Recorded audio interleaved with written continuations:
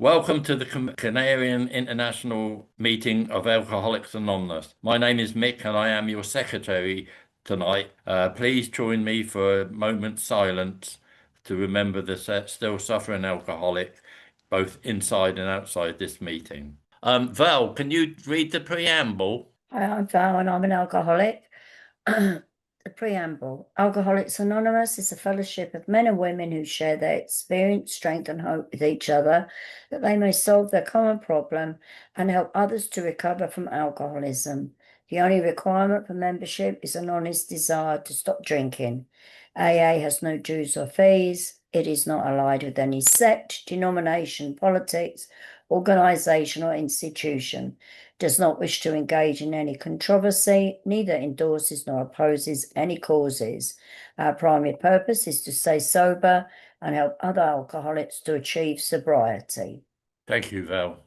A very warm welcome goes out to any newcomers or anyone returning to Alcoholics Anonymous. We have Dave who's going to be our speaker tonight. And Dave, can you do 40 minutes to 45 minutes? Yes, sir. Right. Over to you, Dave. Good morning, everybody, or good evening over there in London. My name is Dave and I'm an alcoholic.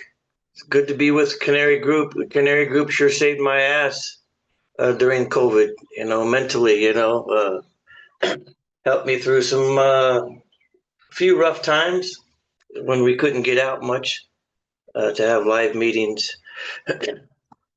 It's still kind of different for me to be talking on Zoom, kind of different because I go to mostly live meetings. But you got to love Alcoholics Anonymous. Where else can you get this many people to listen to what you got to say at one time? You know what I mean?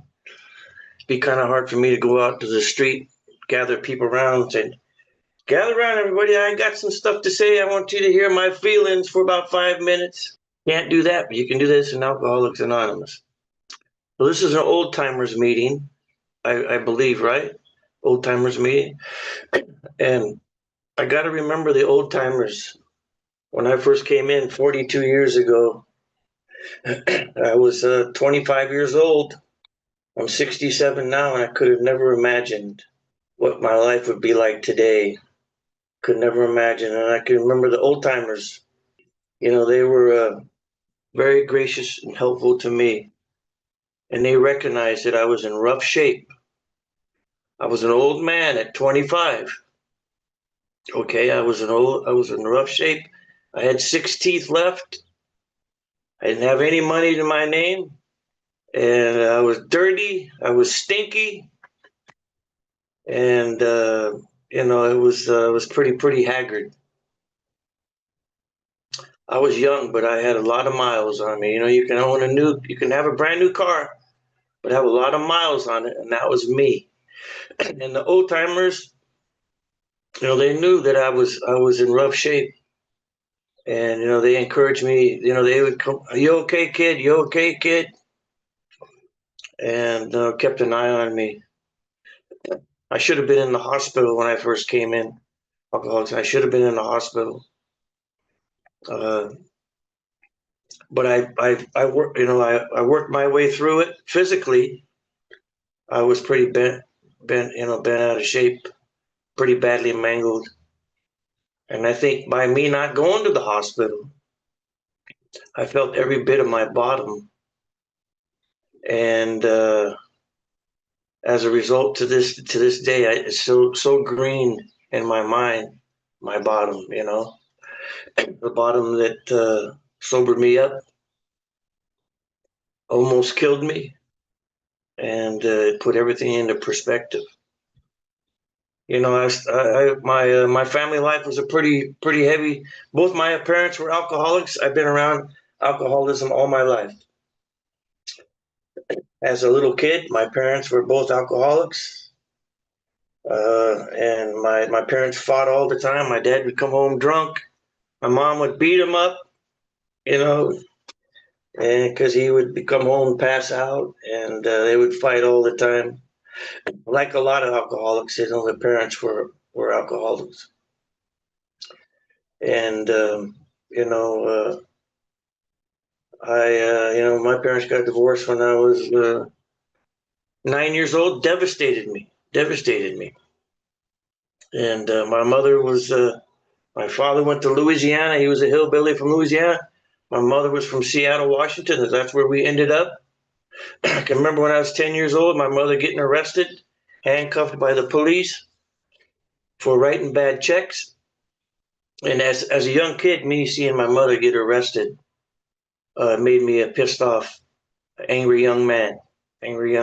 Needless to say, I was really upset. I was really mad. And I can remember the police hauling my mother off and me running up to the woods and grabbing rocks, big rocks, and throwing them at the police car. And so that's how that's how I started out as a youngster. My mom, she was a bar girl. She would bring in all these drunks home, these drunk guys.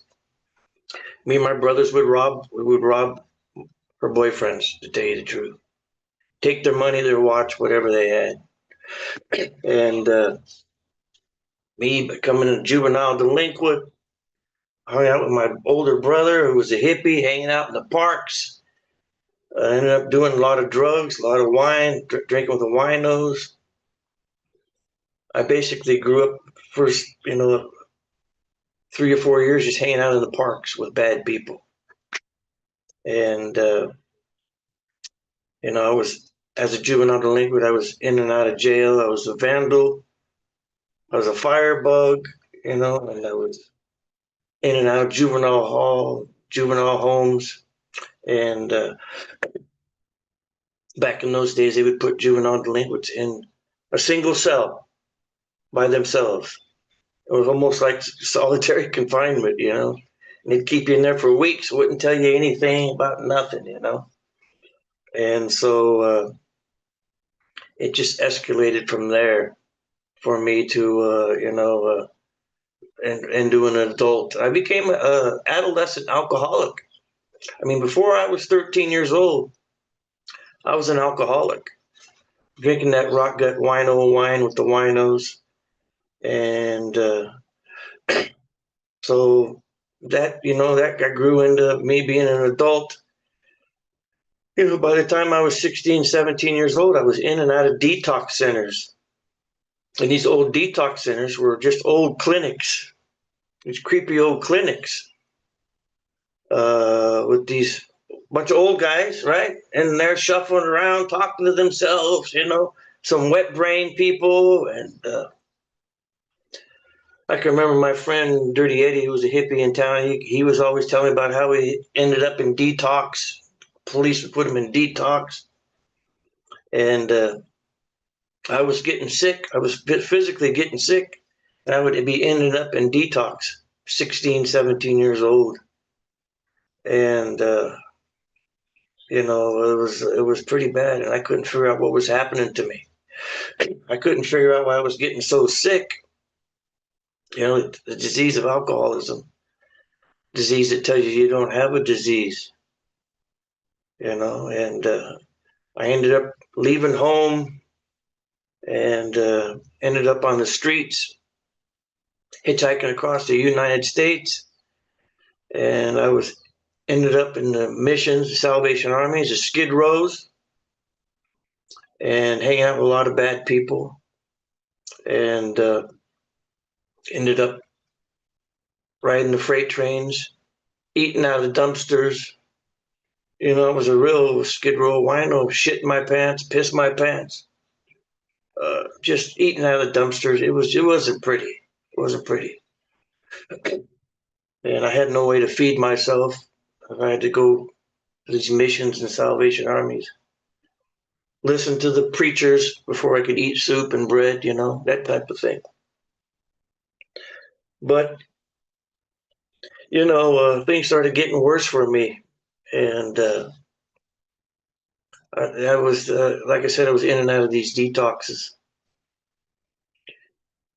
And I guess maybe the second to the third, maybe a couple times before my last bottom, I was in this one detox center.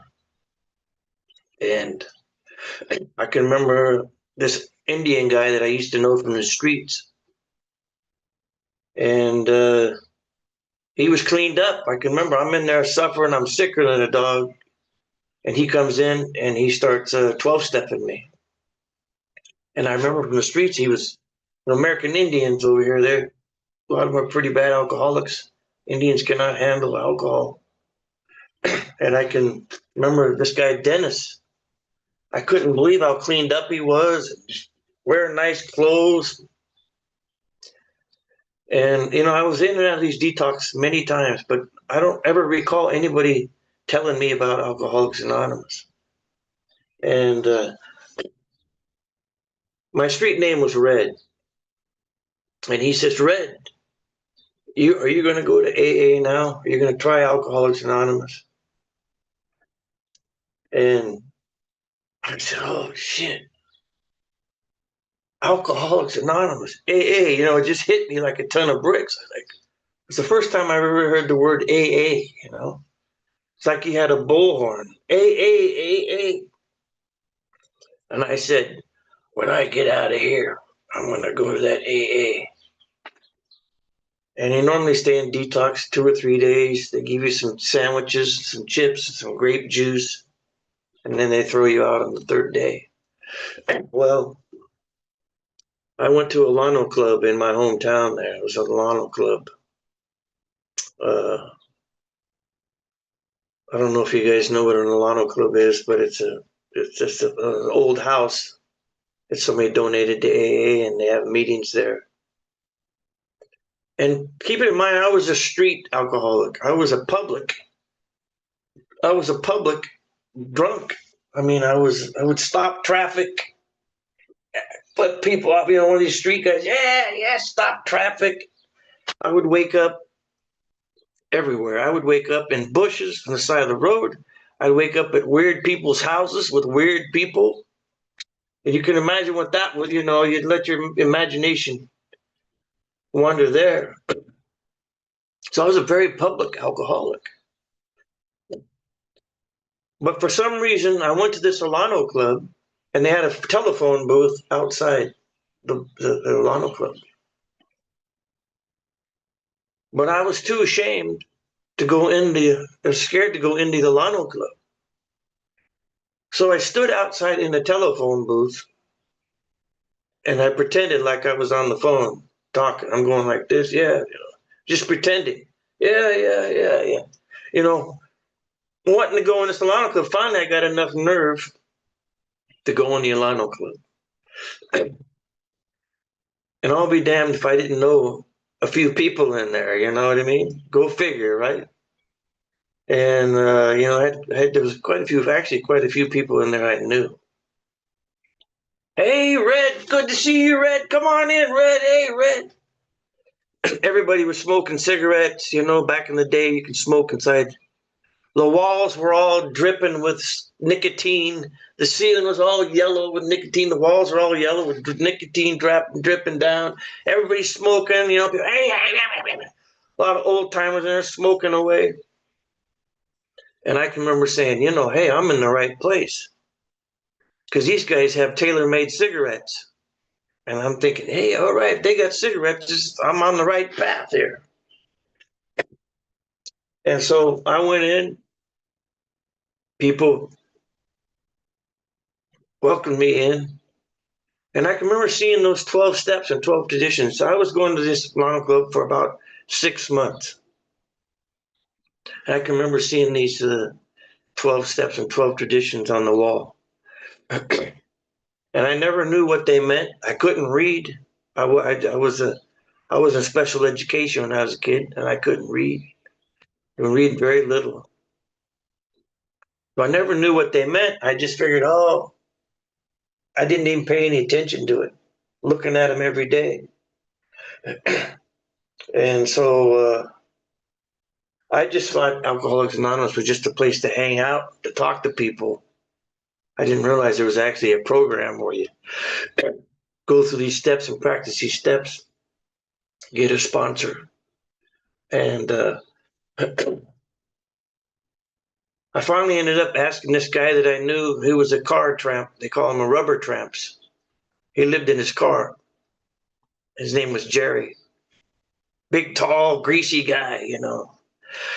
Looks like he was off one of these movies, you know, beatnik movies. And I asked Jerry to be my sponsor. And he says, yeah, I'll be your sponsor, man. He was a taxi driver. He sobered up. A taxi driver. I think he still lived in his car. And he says, hey, you want to go to an AA dance? AA dance? I said, I guess so. You know, I've never really been to the dance, I don't think, ever before. So we drive about 20 miles to the next town over to go to this AA dance. And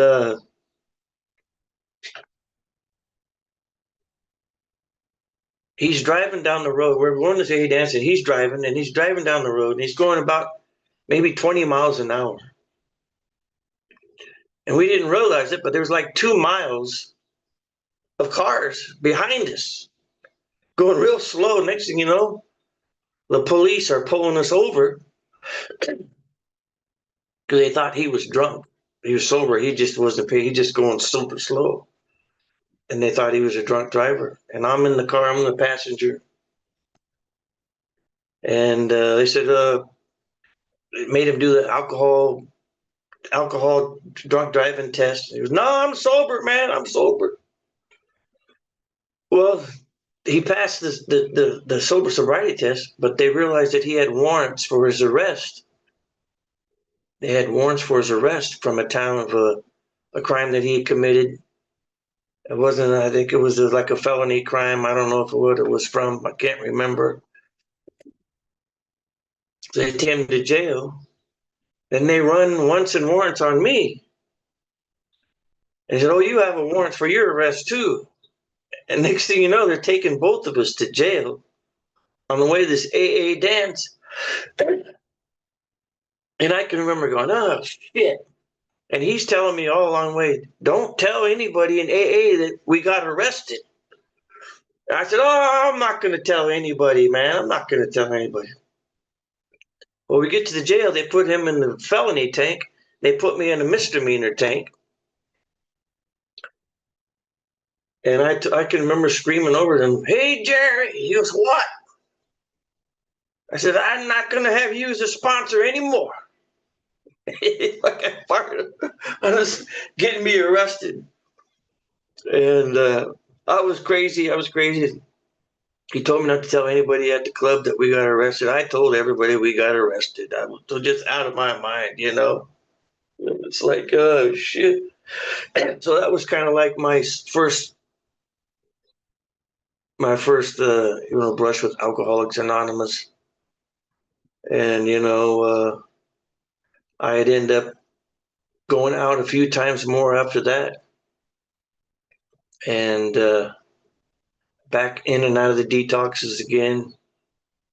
And on my last, you know, I think I was in the detox a couple more times before that. And, you know, I was staying with my mother, you know. Thank God for my mom. You know, she got me off the streets for a while. And I got a call from a friend of mine. He called my mother's house. He was over in Hawaii. And he said, hey, Red, come on over to Hawaii. I got a job for you over here. And I had real long, scraggly hair. I had Rasta hair before, because I didn't have a comb, you know. And I said, you know what? Somehow I got my mom to give me enough money for a one-way ticket to Hawaii. I flew over here to Hawaii, one-way ticket, just a little bag full of clothes. And I had like 6 months sober at the time. I came over and arrived 6 months sober. And I was here a few days, and here in Hawaii, in Maui, I was here a few days, and I went to a meeting. There was a morning meeting on the other side of the island, and my friend came to pick me up. Him and his girlfriend, they came to pick me up after the meeting. I was staying with them. They had a little studio. You imagine staying in a little studio with your friend and his girlfriend. I came out of the meeting. I got in his car, and I get in the back seat of his car, and he hands me a beer. Here you go, Red. And now I just walk out of the meeting. I was in the meeting. I walk out. I get in the car. He hands me a beer.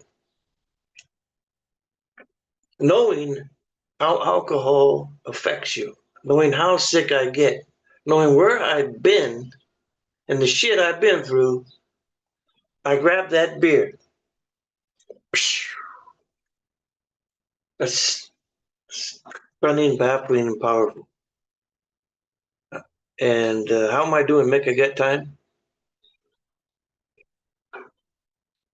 Dave. And so, yes, sir. I got time. Yes, you've got hold it. Am I on mute? Yeah, you've got at least another 20 minutes. Okay. So thank you. So I drank that beer, and right after that meeting, and next thing you know, I'm off running and gunning again. Here we go again. And next thing you know, I'm blacked. I come to a week later. Okay, I was blacked out for a whole week. I have no idea what the hell happened. I'm blacked out for a week. Next, because that one beer, that this. Got some drugs, got some whiskey, tequila, everyone. He just got all kinds. And I asked my friend, I go, what the hell happened? Oh shit! We bought that gallon of tequila, and we're pumping it with a pump. You're laying on the floor, and we're just pumping that. And next thing you know, like I said, I'm blacked out for a week. I came to a week later. I don't remember anything. All I know is I woke up on the floor of this guy's apartment. I woke up on the floor. That's where I was sleeping. And I thought I was going to die. Okay. Going through the DTs. The DTs, if anybody don't know what the DTs are, it's called delirium tremens. Okay. Many people died from this. And like the lead singer of AC/DC band, and these guys, and John Bonham and these guys, they died from this acute alcohol poisoning, delirium tremens. If you ever seen the movie Days of Wine and Roses, Jack Lemmon, that's the kind of DTs I had. 25 years old. And I was laying on the floor of this condominium. And I'll tell you what, I literally was in hell. Okay. I couldn't hardly breathe. I felt like a million needles sticking in my head. It's like a million needles sticking in my head. My brain's getting electrocuted. I'm flopping around like this. I was dehydrated beyond. Every alcoholic knows how it's like to be dehydrated. I was dehydrated beyond comprehension. I mean, it was bad. I was having the most horrible, gory hallucinations. I'll never forget, I was in hell. It was evil shit. Horrible, horrible hallucinations. Bloody, gory. I was like, what? I was going out of my mind. My heart was pounding out of my chest. Boom, boom, boom. I could see it getting ready to bust through the skin of my chest. I'm going like this. And it was I felt a soul sickness. I don't know if you ever heard the word soul sickness, but the book talks about soul sickness. I never heard the word soul sickness until I got to AA. First time I heard the word soul sickness, Alcoholics Anonymous. I never heard the word before, but I knew I had it. Oh, soul sick. Oh, I knew what it was exactly. The second it was said, I knew what it was at. Laid on this floor, the most horrible soul sickness. And I'm ready to die. I swear to God, I'm ready to. I said, I'm getting ready to die. This is it. I'm dying. Progressive acute alcoholism. And I asked God for help. Now, I couldn't talk. I couldn't do anything. All I could do was grumble one word. I couldn't move. I said, my prayer went like this. God, God. That was all I could get out. And you know, as horrible as I was suffering, as sick as I was, every cell in my body was just horrible pain. A light, kind of like a light came on in my innermost self. And in my deep, like the book talks about, in your innermost self, a light came on in me. And I'm done. I am fucking done. I'm done. I'm done. That means done drinking. I'm done drinking. I'm done. This is it. I knew for the first time, I'm done drinking. But the other side of that was I'm getting ready to die. Yeah. You know, alcoholism, the book talks about alcoholics have to be pretty badly mangled before they're ready to do something about their drinking. And they have to be alcoholics, they seem bent on self-destruction. Alcoholics, they seem bent on self-destruction. And if they do not quit drinking, they will be doomed to an alcoholic death. So there's your country song right there. Bent, mangled, and doomed. You can get a good song out of that. Bent, mangled, and doomed. That's heavy words the big book talks about. That's the kind of words that alcoholics understand. They didn't sugarcoat any of it. And so that was it for me. And my friend had enough brains to call AA. They called Alcoholics Anonymous. AA came and 12-stepped me here in Maui. And I should have been in the hospital. But that's what they told me. He says, well, you can go to the treatment center. There's a treatment center up country Maui. It's called the Aloha House. And I asked the guy, can you give me a ride up there? And the guy goes, no. I was going, are you kidding me? I couldn't even walk. Somehow I made my way out to the street and hitchhiked. Now this Aloha House was up country Maui. It's way out of the way, way up country. You had to get, I went out, stuck my thumb out, and I got a ride all the way up country to this Aloha House. It dropped me right up front. First ride. One ride. And I went in there. I had long, scraggly hair. They said, well, you're welcome to come on in here, and we're gonna have to cut your hair. Next, I don't know what that had to do with anything. Next thing you know, some guy that wasn't even a barber, Edward Scissorhands, whacking my hair off. Okay, I didn't give a shit. They took me to a meeting that first night. I was so sick. I was so sick at this meeting. I'm so sick at this meeting. I was just being, I don't know, I should have been in the hospital, but I stayed in that treatment center for almost 8 months. I went in 1983, came out in 1984.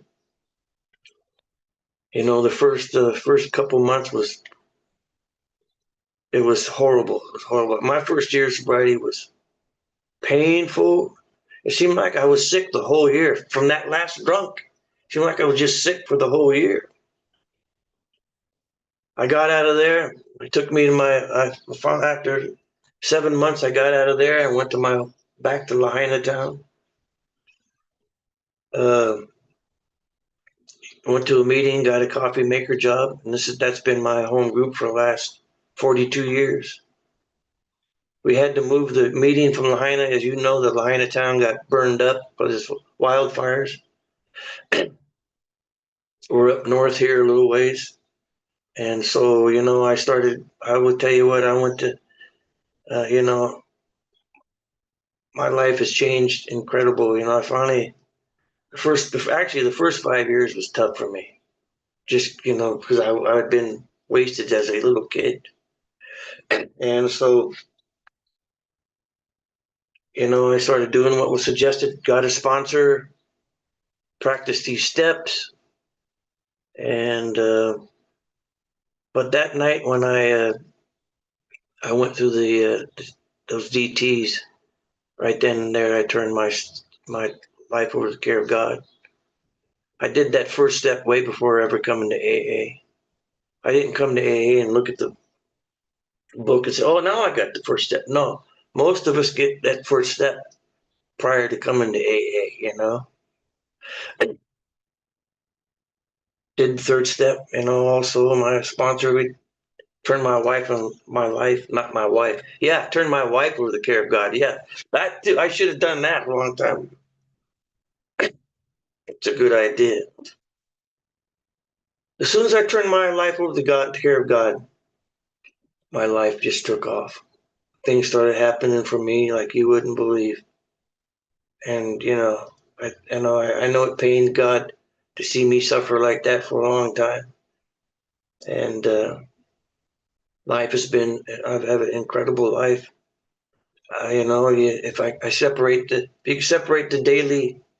daily problems of life, don't get that mixed up with the overall picture of the way we have a life today. Things started happening real quick. I went to the Soviet Union. I was one of the first groups, young kid, to go to the Soviet Union. I went 2 times, and to start Alcoholics Anonymous.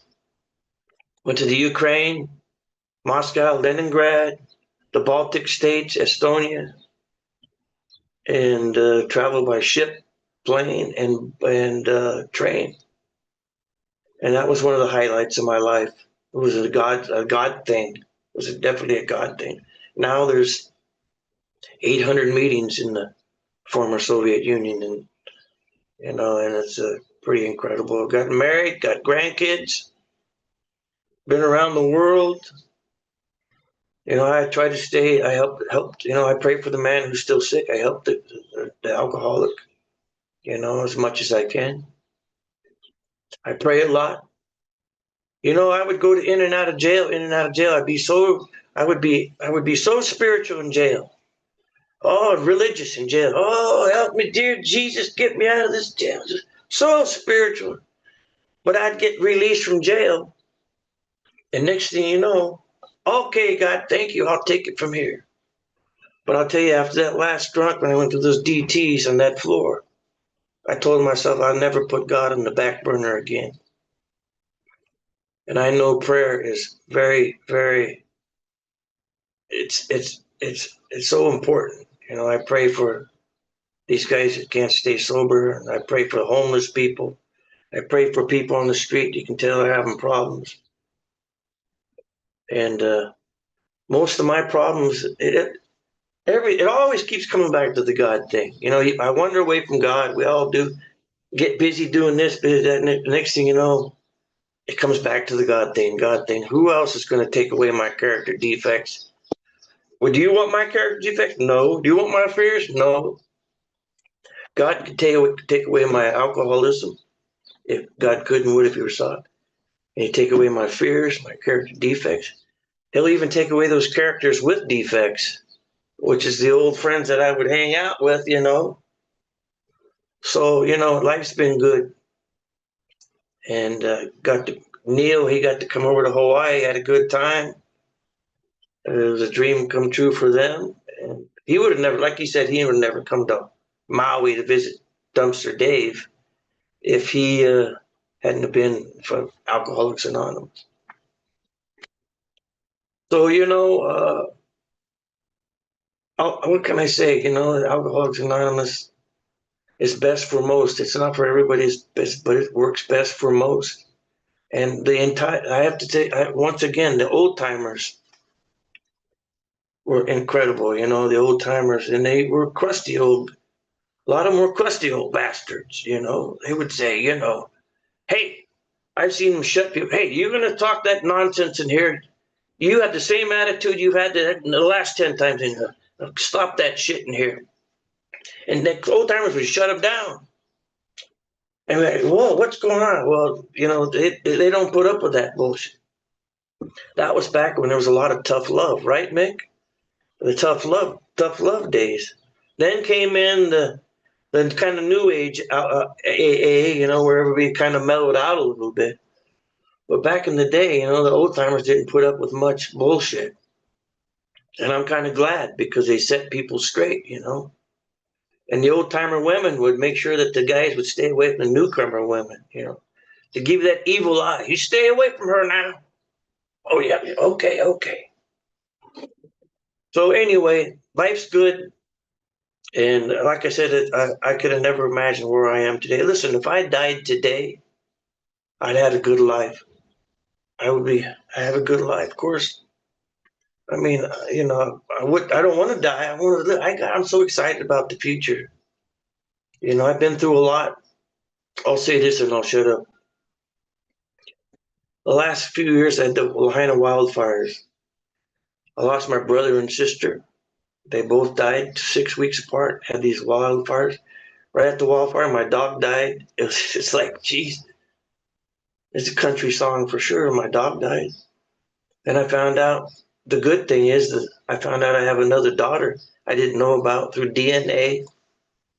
She's 48 years old, got a grandson. I was, I don't know, 18 years old or something like that. Never knew I had a kid, another daughter. And she came to Hawaii, and it's just that was a silver lining. But if you can stay sober through all that stuff, you can stay sober through anything. One thing for sure, without God, I can't, listen, I wouldn't risk it. I mean, without God, I wouldn't be where I am today, for sure.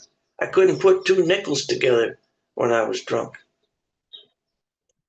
But appreciate you asking me to speak. It's pretty early, but I got my green tea here. Thanks, Mick. I appreciate it. Thanks, Dave. Thanks very much. You were sharing, and I was, when you almost said wife instead of life, I thought, crikey, I gave my wife to Al-Anon. And I thought that was a great idea because I had heard that they don't nag at you when you're drunk. Christ, she was 10 times worse. She didn't. I tried a couple of suicides, only cut me wrist twice. And the first time she took me to hospital. Second time she said, "You cut it. You go get up there yourself." But a beautiful chair. Thank you very much. As you talked about the crusty old members, and when I came in, you weren't allowed to get away with a but. If I said yes, but, they were on top of me. You had to work this program, and I was still drinking. And I said they used to say, if you want to get sober, Mick, you first got to stop drinking. Then I said, my wife's gone. They said, if you stick to AA and don't drink, there's a better chance she'll come back. And she did. Everything the old members told me has come true.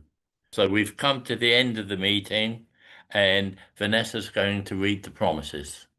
Thanks, Mick. Thanks, everyone. These are the 9th step promises, and they're available to each and every one of us. If we are painstaking about this phase of our development, we will be amazed before we are halfway through.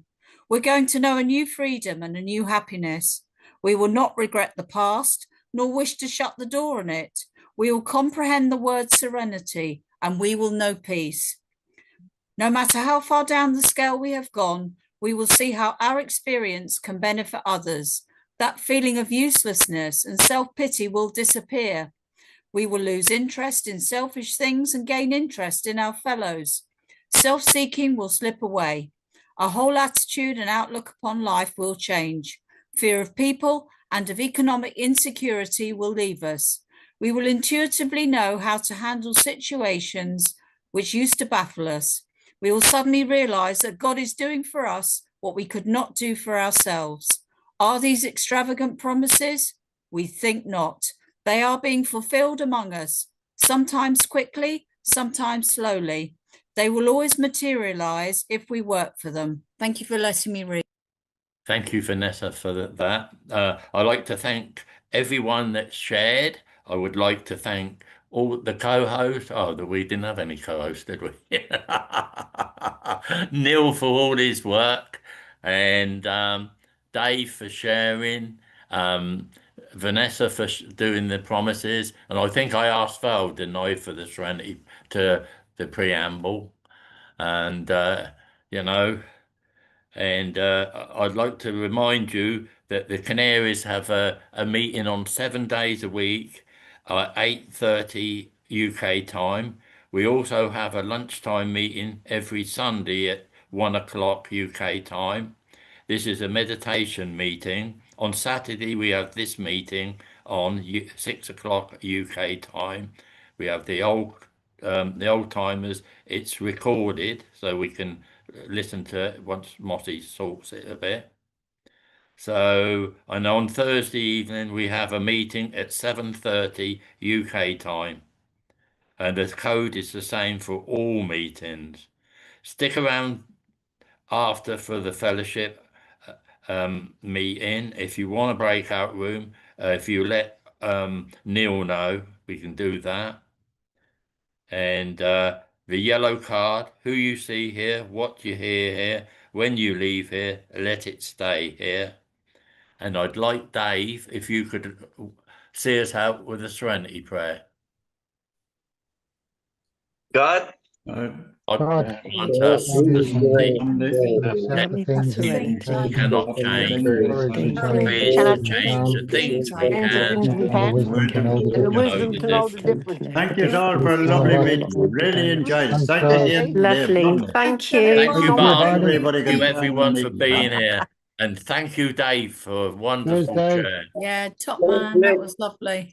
And Neil for carrying I'm me. looking forward to seeing you all at the NOC convention. Yeah.